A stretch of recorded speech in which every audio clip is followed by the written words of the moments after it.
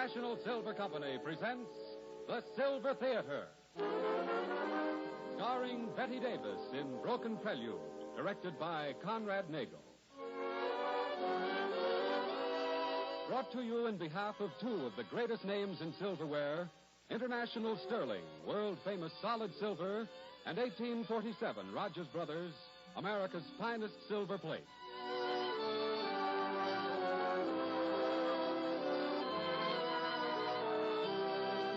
We welcome you to the 12th of the new series of Silver Theater dramatic productions. Next Sunday and the Sunday following, you will hear Ida Lupino and Conrad Nagel in David Garth's Red Book magazine story, Challenge for Three. And in weeks to come, many more great stars and a score of thrilling and entertaining stories. And here is our director, Conrad Nagel, to tell you about today's play.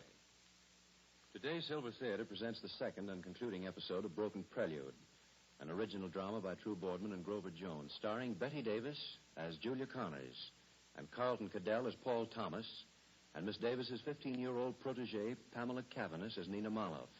And now for our play. The lights are being dimmed and the silver curtain is rising on the first act of the concluding episode of Broken Prelude. 3 months have passed since Julia Connors was released from prison, and on that very day took young Nina Moloff away from the gambling club operated by her stepfather, Joe Renardo. They've been months filled with problems for Julia, for the girl Nina, and no less for Paul Thomas, young deputy district attorney in whose custody Julia is paroled. As our curtain rises, Julia and Paul are discussing the problem of Nina with Judge Ernest Gordon, chief jurist of our juvenile court. I ask you here because I want you to understand my position in this case. I'm sure you both realize Nina Moloff is technically a ward of the court, while you, Miss Connors, well, to be frank... To be frank, I've got a record. I'm a convict on parole, and you don't think I'm the proper person to care for Nina.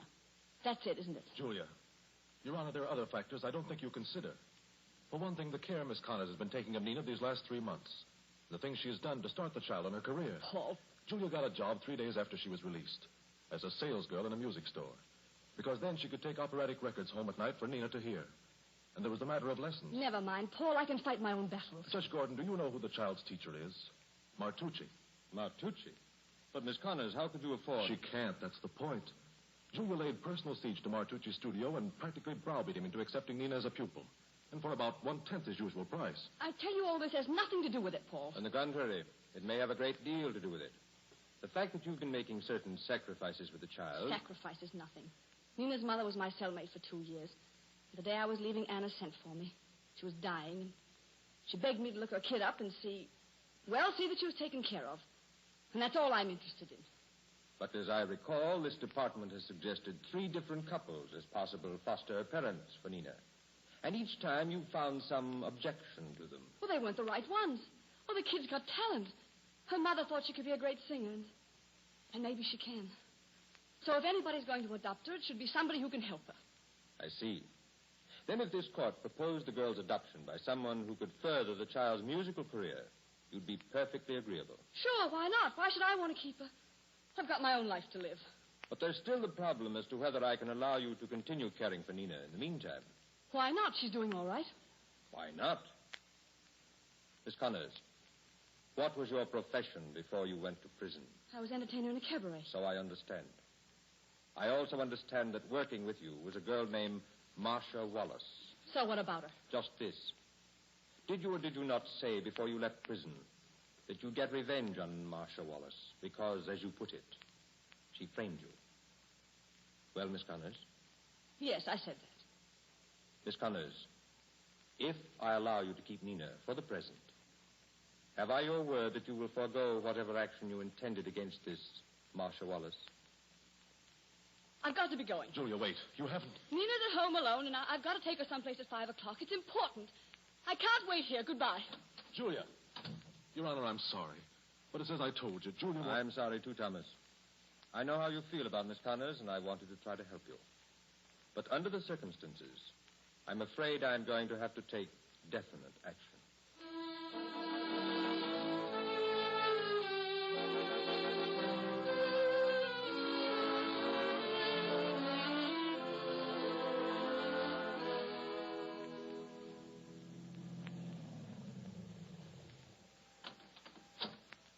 Here's the theater, miss. We made it 2 minutes to 5.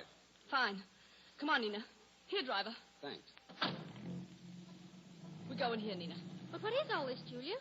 Why are you so excited? Why don't you tell me? Nina, inside there, waiting for us, or rather for you, is a man named Charles Renison. Venison? Yes, the manager of the San Marco Opera Company. For 6 weeks, I've been hounding him to give you an audition, and you're getting it. Today. Julia! Now, don't Julia me. Come on. Yes, miss. Were you looking We had an for... appointment with... Oh, Mr. Renison, I hope we're not late. Oh, not at all. Boris, hold it a moment, will you? This is Nina Maloff. Nina, Mr. Renison. How do you do? Hello, Miss Marlowe. What would you like to sing? Anything you say. Well, that covers a pretty broad field. The orchestra's been rehearsing some of the music for La Traviata. Know anything from that? How about Darfo Saint Louis? Sure you want to try that? I'd just as soon. All right. Boris! Yes, Mr. Renison? Boris, the young lady's going to... Oh, Miss Marlowe, Mr. Boris Coleman. How do you do? It is an honor, Miss Marlowe. I was a friend of your mother. I'm glad. Miss Marlowe's going to sing the Forze Louis. Oh, good. Splendid. Come along, miss. Yes, and we'll listen from out front. Coming, Miss Connors? Just a minute, please. Nina. Yeah?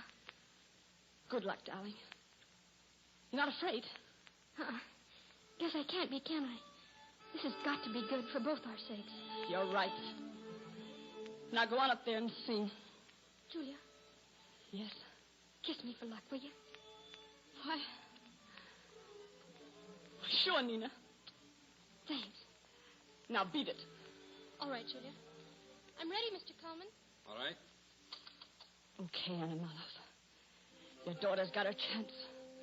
Now maybe you'd better start helping her. Oh, it's got to be good. It's got to be good.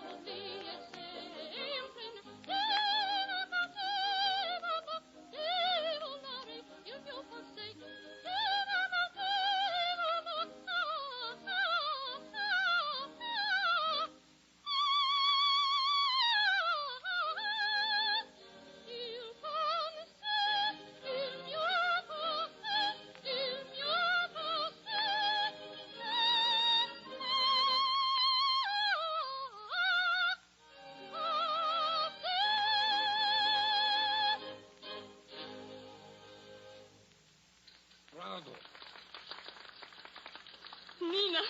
Julia, was it all right? Julia, you're crying. Oh, you're crazy. What is there to cry about? Very fine, Nina. Excellent. All right, Miss Connors, I'm sold. Come back in the morning. We'll talk it over. Oh, thank you. You'll find him there on the stage, Mrs. Anderson. Thank you, Steve. Charles. Charles, darling, did you forget we had an appointment? Oh, I'm glad you're here, my dear. Nina Maloff, Miss Connors, I'd like to have you meet my wife. Your wife? How do you... Julia. Marcia. Marcia Wallace.